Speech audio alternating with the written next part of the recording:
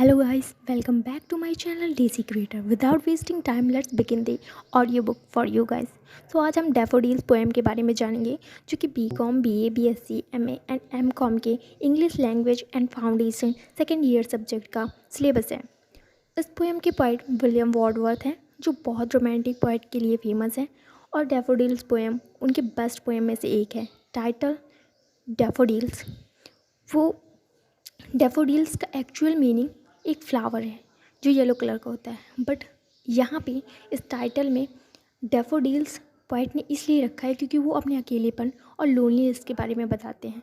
ये पोएम उन्होंने 1802 में लिखी और इस अकेलेपन का सामना उन्हें उनके भाई की डेथ के बाद होता है। लेकिन ये जो पेन था वो पेन लेक के पार एक खेत में सुनहरे मतलब कि गोल्डन येलो डैफोडिल्स के फ्लावर की एंडलेस व्यू को देखने से उन्हें खुशी से उनका मन भर जाता है और वो पेन गायब हो जाता है। ये व्यू उनके लिए नेचर का सबसे बड़ा गिफ्ट था, क्योंकि जब भी वो उसे देखते और याद करते तो उनके उदास मन और दिल में फिर से लाइफ जीने का आनंद मीन्स हैप्पीनेस मिलता था। इस पैराग्राफ में हम पोएट के क्रिटिकल एनालाइज को ब्रीफ में समझेंगे जो कि उन्होंने इस पोएम में किया है। इस पोएट्री में ये सब पोएट की इमेजिनेशन नहीं है, ये उनकी लाइफ का एक्चुअल स्क्रीन है जो उनके साथ हुआ है। यहाँ पोएट अपने अकेलेपन की इमोशंस को और अपनी फीलिंग्स को कुछ इस तरह से बताते हैं कि मैं एकांत बादल की तरह भटकता रहा। मीन्स जैसे कि आसमान में एक अकेला क्लाउड इधर से उधर घूमता रहता है, वैसे ही पोएट अपने इस भटकते मन को मतलब लोनलीनेस की वजह से इधर उधर उनका मन भटक रहा है अकेले। उनकी इस लोनलीनेस की वजह उनके भाई की डेथ थी।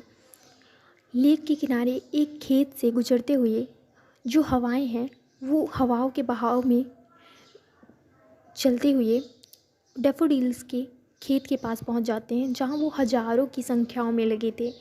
इसके अलावा वे डैफोडिल्स बहुत अधिक बिखरे हुए थे। मीन्स जो फ्लावर्स हैं वो बिखरे हुए थे, उसमें पैचेस थे। वे हज़ारों की संख्या में वहाँ से वहाँ हवा के साथ हवा के बहाव में डांस कर रहे थे। इसके अलावा नाचते झिलमिलाते वो फूल किनारे पर एंडलेस रूप से फैले हुए थे। इसके साथ ही लेक की चमकती वेव जो हैं लहरें वो फूलों के साथ डांस करती हैं, मतलब उन्होंने डांस किया। डैफोडिल्स ने अपनी इस ब्यूटी से पानी का पता लगाया। इसके अलावा पोएट कहते हैं ये जो गोल्डन डैफोडिल्स हैं ये उस मिल्की गैलेक्सी में उन स्टार्स की तरह हैं जो एक एंडलेस लाइन में टिमटिमाते हुए खींचे हुए हैं। इसका ये मतलब है कि फूल स्टार्स के रूप में स्वर्गीय मीन्स हेवन प्रतीत होते हैं। इससे पोएट को बहुत खुशी हुई क्योंकि पोएट ने कभी इतने सारे डैफोडिल्स के फ्लावर्स जो हैं वो एक साथ कभी नहीं देखे थे। उन्होंने फूलों की संगति मीन्स कंपनी का आनंद लिया। इसके अलावा पोएट उस ब्यूटीफुल स्किन या व्यू को शुरू करता रहता है। वो डैफोडिल्स की उस सुंदरता से अपनी आंखें हटा नहीं सका, हालांकि वह अनजान था उस आशीर्वाद से जो वो स्किन दृश्य व्यू उसे देने वाला था। उस टाइम जब भी पोएट अलोन या सैड फील करता तो सुंदर डैफोडिल्स का वो जो व्यू है एक प्रहार और वार की तरह वर्क करता है और उसके सैडनेस और लोनलीनेस को उससे दूर कर देता है। इस प्रकार पोएट का जो दिल है अत्यधिक आनंद से भर जाता है और वो डैफोडिल्स फ्लावर के साथ डांस करता है।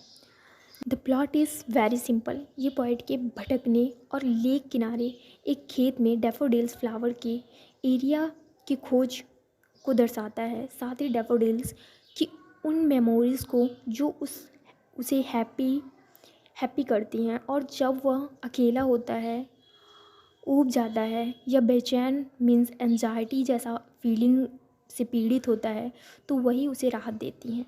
मतलब कि डैफोडिल्स के फ्लावर ही उसका व्यू ही उसे राहत देता है।